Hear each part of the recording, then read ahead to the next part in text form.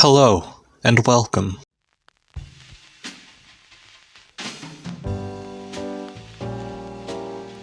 So talking about Risk of Rain is gonna probably be kind of difficult for me because it's less focused on the story than even like the Stalker games were, which I feel like are mostly you're playing them just to play them.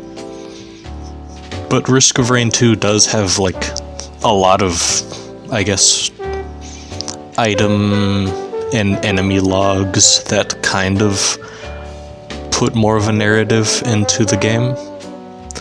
So this is just kind of my interpretation of the basically puzzle that is just going through the monster logs.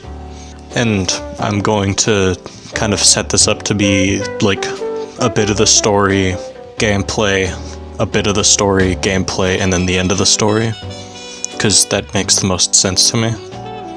And just at the start here, because at the end of the video I get really negative, Risk of Rain is probably one of my favorite series, and is definitely my favorite roguelike, or roguelite. I don't know the difference between the two, but that doesn't matter for this. What does matter is that I feel like, given my excessive amounts of time in all of these games, I can probably put together the story fairly well, and hopefully it'll make sense.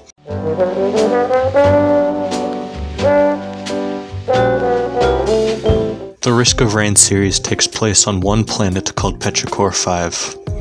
This planet acts as a sort of nature preserve for a godlike being to save certain creatures from extinction.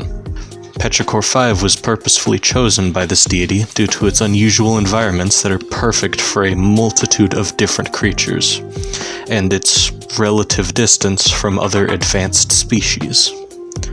The deity, come to be known as Providence, was the guardian of Petrichor 5 and the creatures that now reside there. Providence had a specific soft spot for any living creature, and an even more specific love for worms. Providence seemingly refuses to kill any other creature, at least until he's given good reason. Providence also had a brother named Mithrix, and while Providence cares for preserving life at all costs, Mithrix only cares for design, and most importantly, his own design. Mithrix and Providence spent possibly thousands of years trying to get back home from Petrichor 5. Their final attempt was the teleporters that take your survivor to the moon, and their final test subject was Mithrix, who was not allowed to return. Providence remained on Petrichor 5 as the bastion of the weak, and Mithrix stayed on the moon, perfecting his designs and creating his own kingdom of nothing. Possibly hundreds of years later, a space train known as the UES Contact Light has a strange piece of cargo. Somehow, they managed to get one of the teleporters made by the brothers, and seemingly by complete accident, flew the ship too close to Petrichor 5 for Providence's comfort. Providence teleported into the cargo hold of the ship and caused the ship to crash into the planet, killing everyone on board aside from one. This leads into the gameplay of Risk of Rain 1.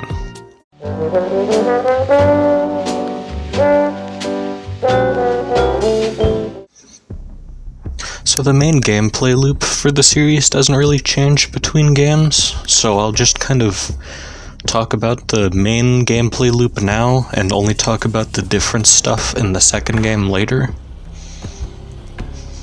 So the thing I think is like most important to bring up, at least the thing to bring up first, is the difficulty. You know, the base selectable difficulties, and, you know, kind of giving an opinion on the time-based difficulty.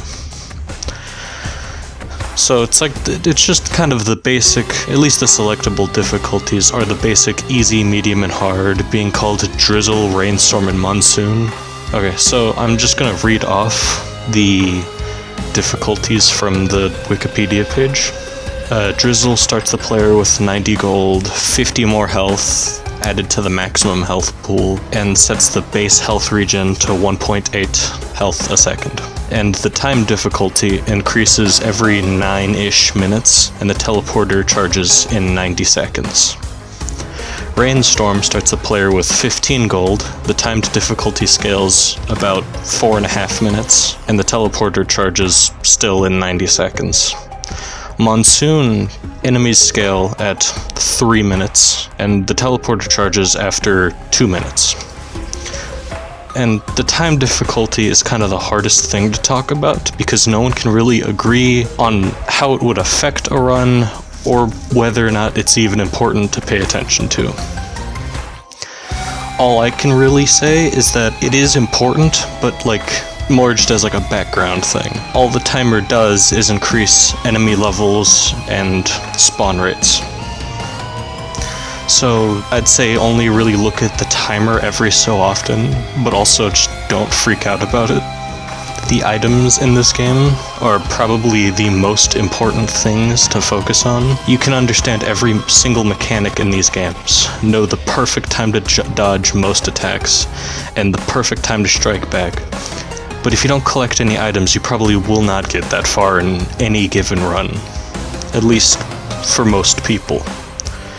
The items in these games are split into the basic but readily understandable tiers.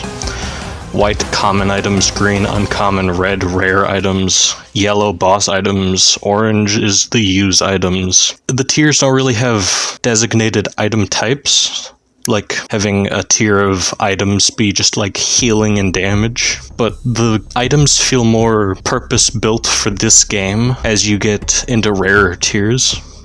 Like the ukulele being a green item as the chain lightning item. I don't think I've ever seen another game have a random instrument be the special chain damage item.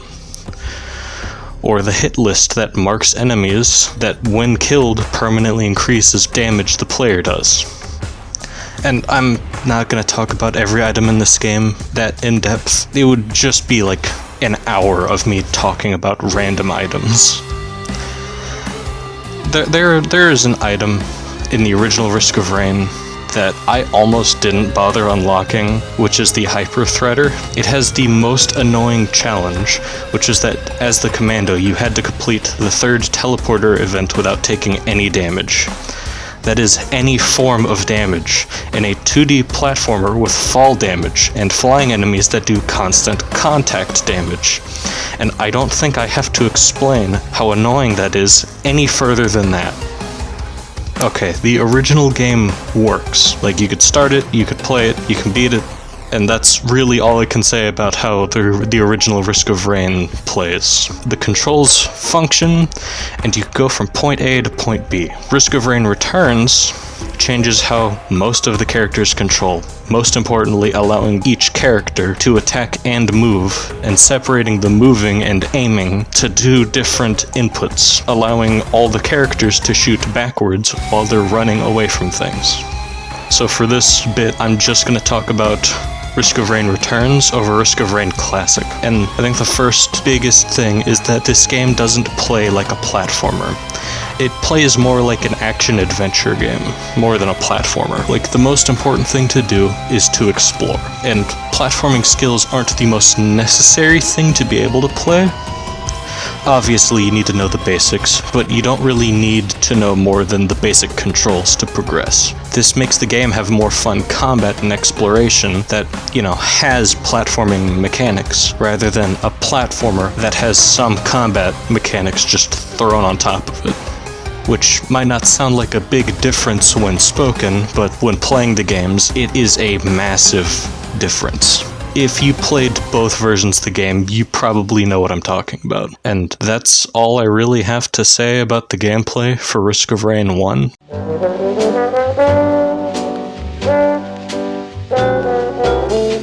After the Survivor fought their way across Petrichor 5, they came across a new type of teleporter that would send them to the cargo hold of the UES Contact Light.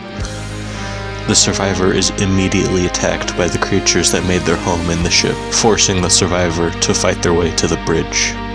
As the Survivor gets to the bridge and activates the main console, they are directly attacked by Providence. The Survivor struggles to keep up with the deity, barely managing to hit him hard enough to make Providence leave.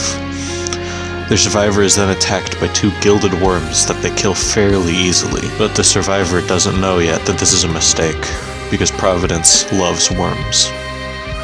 Providence, angered by the death of his pets, comes back to the bridge and attacks the survivor with support from the constructs he made with his brother. The survivor can barely manage dealing with the deity when it begins firing beams of light across the bridge. The survivor dodges the lasers long enough to kill the deity, whose final words are simply, "How?" The survivor launches the cargo ship, wondering if they made a mistake. Soon after, the survivor escapes Petrichor 5. The rescue ship, UES Safe Travels, arrives at Petrichor 5. The only information the rescue team has is that everyone aboard the contact light is dead. The captain of the ship begins sending scouts down to the planet.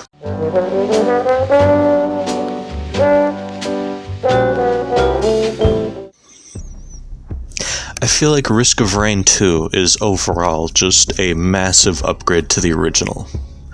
And like 99% of people would probably agree with me. Risk of Rain 2 is less of a sequel and more of a 3D recreation of the original Risk of Rain, keeping most of the same gameplay mechanics and only really changing small things to make the extra dimension feel more fleshed out.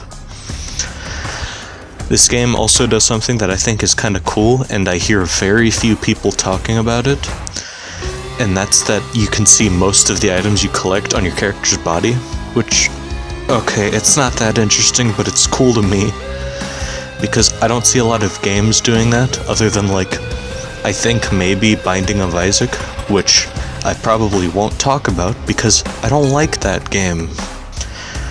Risk of Rain 2 also beautifully takes most of the first game's characters and enemies, and brings them into a new 3D space.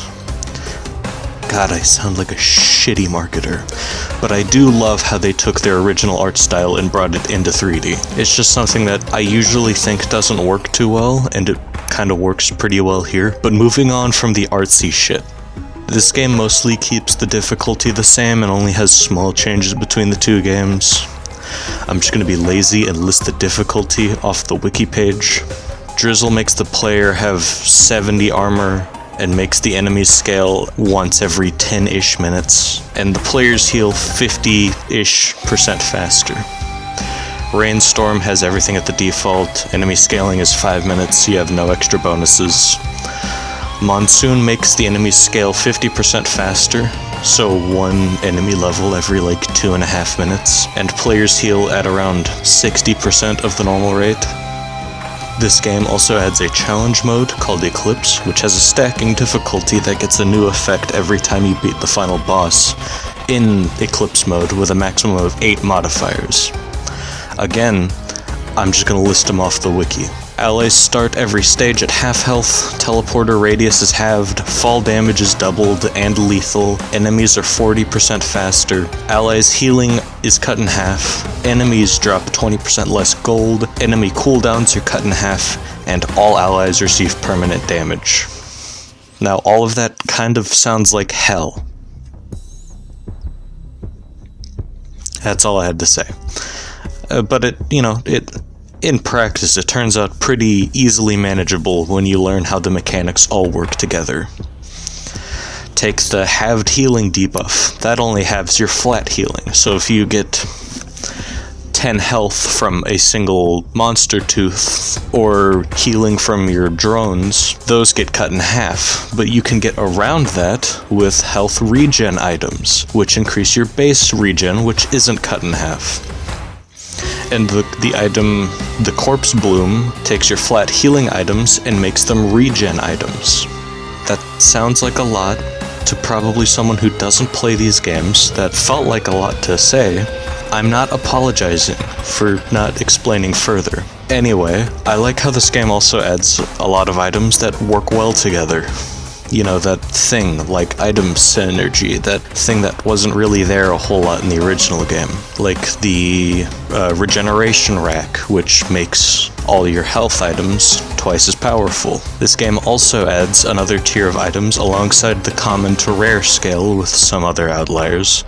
This game adds blue items called Lunars, which are items that have amazing positives, but usually an equivalent negative. Like the corpse bloom I was talking about earlier, doubling healing, but it makes it regeneration, and you can only have a maximum of 10 health per second. This video is going to sound like 50 different tangents that are all connected by a different tangent, but it makes sense to me, and that's all that matters to me. The controls in this game are basically the exact same as the first game, other than the bumper buttons being reversed, and I will not be talking about the DLC stuff in this video, because I only have the Void DLC. I like the Void DLC. I like Railgunner a lot. The character's fun to play.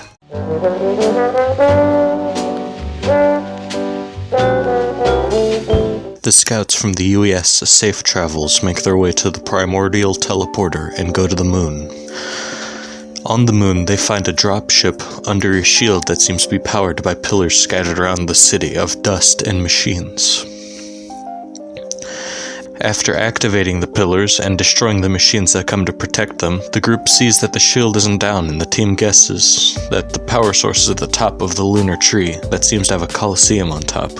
The rescue team uses anti-gravity geysers to launch themselves to the top of the tree and are immediately locked into the coliseum with a large humanoid figure in the middle. The figure, known to the group as Mithrix, begins running at the group and tries to attack them, the team only being able to dodge the attack because of the cargo they collected from the contact light. Mithrix continues fighting the team with all his might, but he stands even less of a chance than Providence, with 4 survivors attacking him. Mithrix is eventually damaged to the point of near death, as he does one last-ditch attack. Mithrix steals the survivors' items and begins attacking the group with their own equipment. The only thing the team could really do was stay alive until Mithrix harmed himself from his lack of control over his new power. His attack made him weaker and caused him to drop a lot of the items the survivors collected on their journey. The survivors see this and begin hitting him with whatever they still had on them, making Mithrix drop more and more of the loot until the old god falls from his injuries. After this, the ground begins shaking and the team gets teleported to random locations in the dying city. They begin getting attacked by mysterious crab-like creatures that seem to turn into singularities, killing anything in the way. The team has to fend off these creatures until the now released ship powers up and takes them to the Safe Travels. The crew of the Safe Travels looks on at the moon as it is taken into a massive singularity, similar to the ones made by the crab creatures.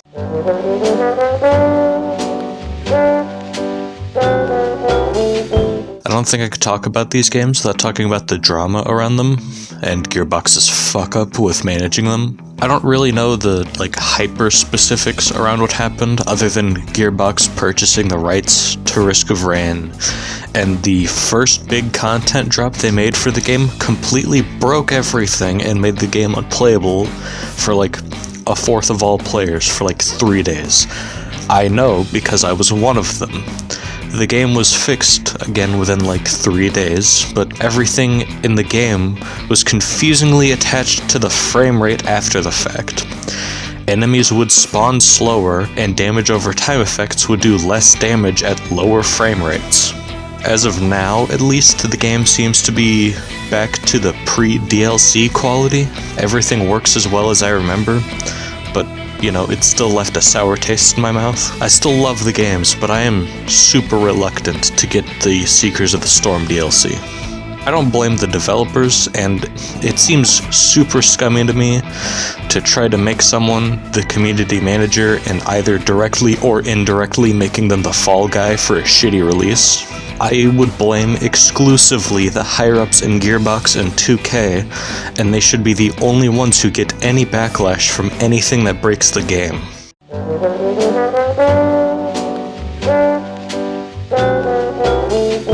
So that's about everything I have to say about Risk of Rain. Hopefully you enjoyed my telling of the story, hopefully it all made sense, and hopefully you'll come back for future videos. This was originally meant to be my Chernobylite video, but that was taking so long and I didn't really know how to write the script for that one. And after my attempted live stream of playing Chernobylite turning out like shit, I just had to stop and do a video on something way easier, which led me to making this video. I'll still eventually try to make the Chernobylite video, but I'll do that when I'm less likely to have a manic episode. Once again, I hope you enjoyed, and hopefully this video will end up actually being uploaded in 1080p. Have a good day, and bye.